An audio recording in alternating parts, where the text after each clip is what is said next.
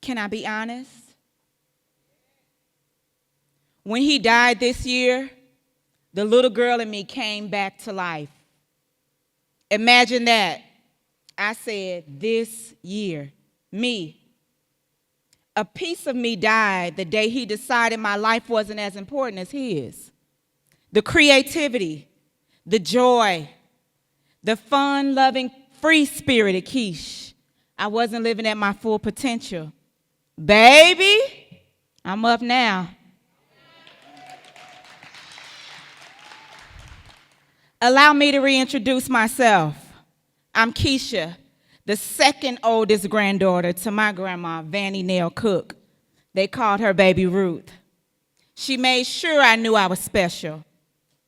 I grew up in St. Louis, attending Adams Elementary School in the St. Louis public school systems. I recall walking to school on the south side, down Shoto to Newstead, and then crossing Manchester, where the donut shop was. It was a joy to go into the donut shop and purchase my 25-cent glazed donut. I have fond memories of that neighborhood. I remember our neighborhood grandma, Miss Gussie. She also stayed on Kentucky. She always invited me over to her house to sit on her porch and to come inside and sit with her. She was a safe space for me. In 1990, my mom left her husband, and we dropped everything we knew, the way of life, the comfort, and most importantly, we left our family. I was a 7th grader. We left that neighborhood. We left it all abruptly with nothing but our clothes. We left that middle-class community, my mom, my sister, and my brother. We moved to the Illinois area, northwest suburbs of Chicago. We lived in Streamwood, we lived in Bartlett, and eventually we stayed with family.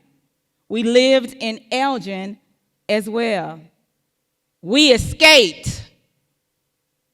Well, I thought we did. Because guess what? That no good, dirty dog came to get his family, and it all continued. We got a new house, my mom got a new car, and it all continued. The yelling, the breaking down of us, and then it all repeated. More inappropriate touching, kissing, the funk of a pack of Newport 100 cigarettes, alcohol, disgust, perversion. He smelled so bad. He must have thought I was a prostitute. He would always try to give me money, but I refused every single time because money couldn't buy me, no amount of it. Although starting new schools were hard for me, I felt often academically behind at every single school, even high school. There were a few great things that came out of that community that we left. A few great things that came into the community that I became part of. Many friends whom I cherish today, they embraced me. They never knew my story. I felt a sense of peace for years, although I never felt like I belonged in Elgin or Streamwood or Illinois. St. Louis was my home. It all felt like a foreign place to me. As a result of everything at home, I was mad all the time. I fought a lot in high school. There was a short fuse on the inside of me.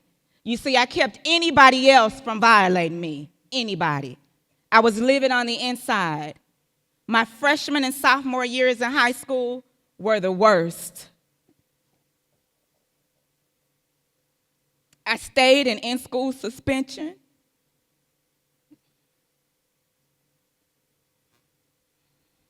I never told my grandma what happened to me at home. You see, she was in St. Louis, and I'm certain my grandmother would have protected me. She would have slit his throat Baby, my grandma didn't play about me.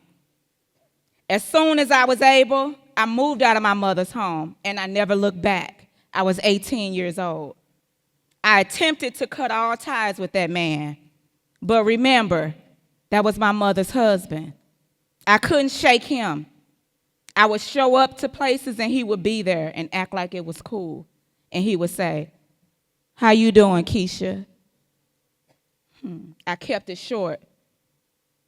I just wanted to stay out of prison and stay clear of a murder charge. She eventually left him again. But y'all, he kept resurfacing. God told me this: people live their lives. Now it's time for you to live yours, Keish. Live your life. And today I'm no longer holding on to the unforgiveness. No longer.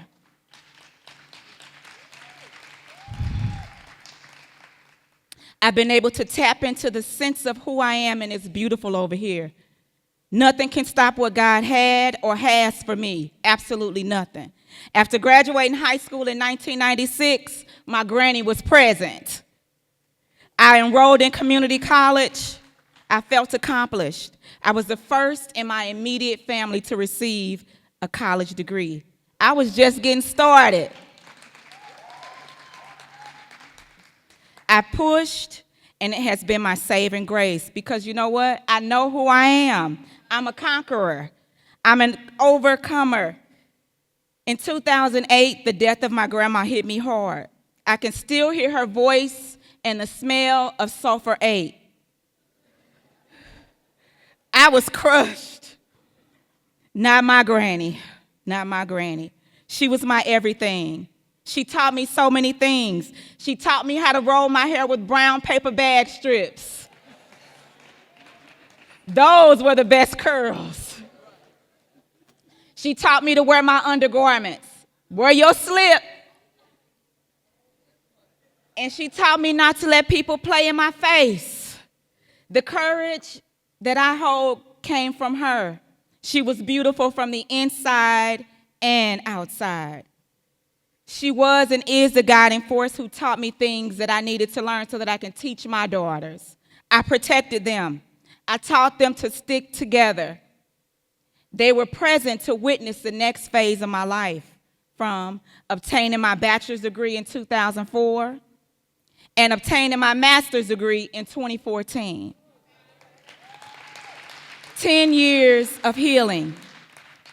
The fire on the inside of me couldn't be contained as a child, and I damn for sure ain't letting it contain me today. Today, I'm the CEO and founder of Miss Keish Speaks. I'm Cornell University certified. I'm a distinguished Toastmaster with over 25 years of expertise in human resources, training, recruiting, plus diversity and inclusion. I've been a panelist for media outlets such as Oprah Daily, She Media, KSDK, KTRS, and more.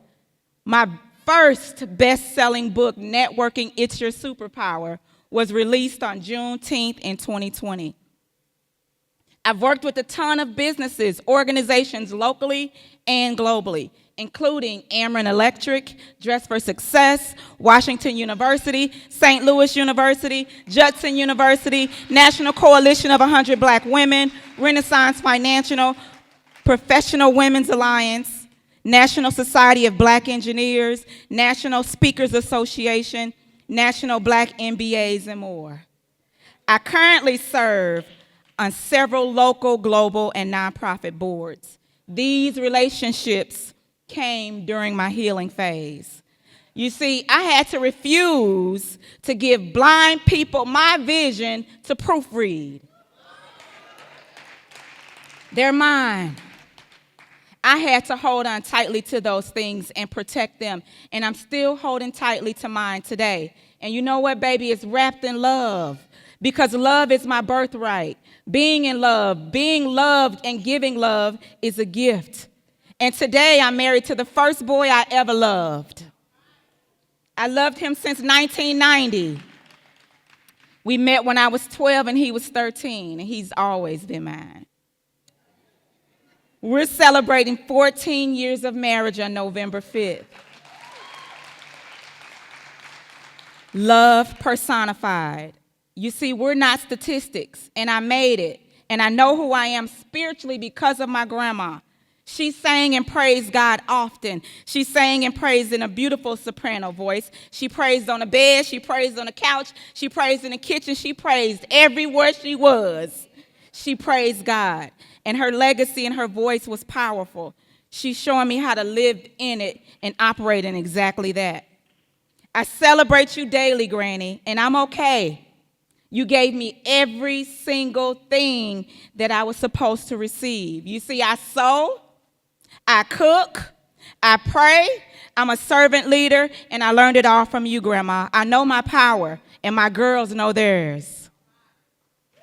You taught me that, Grandma. You taught me that. They didn't take that. No one who ever harmed me could take that. You see, I'm walking tall in this 4'11" frame, tall. And I am Kesha Kent, wife first, mother, a 70s baby, and granddaughter of baby Ruth. I honor God and her every single day, dancing to my own beat every day.